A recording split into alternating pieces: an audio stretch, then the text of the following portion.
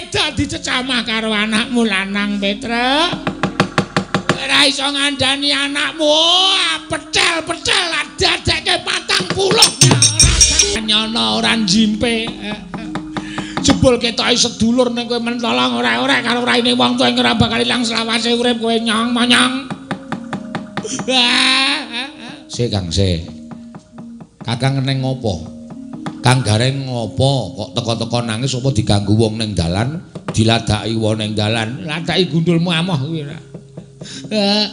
Ora rembugan karo kowe. Ora kowe kok nesu iki apa? Anakku, Tru. Anakku. Anakmu ngopo? Nolowati kae apa? Anakku, Tru. Anakmu ngopo? Anakku wetenge blendruk. Wetenge blendruk kena apa? Busung apa? Busung cengelmu. Aku kuat makani kok busung. Lah ngopo? Mateng. Lho, Kang. Anakmu meteng, anakku meteng. Kang, sapa sing ngeteng iki? Wak golekane.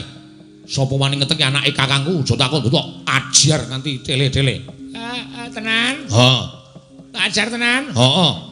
Yakin lho iki? Iya. Kae menungsane begogok ning mburimu kuwi. Sapa? Anakmu. Lengkong kesuma.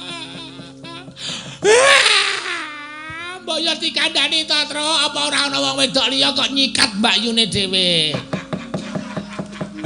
Dikandani anakku sing ngetengi anakmu. Weh lah dalah ku arepe.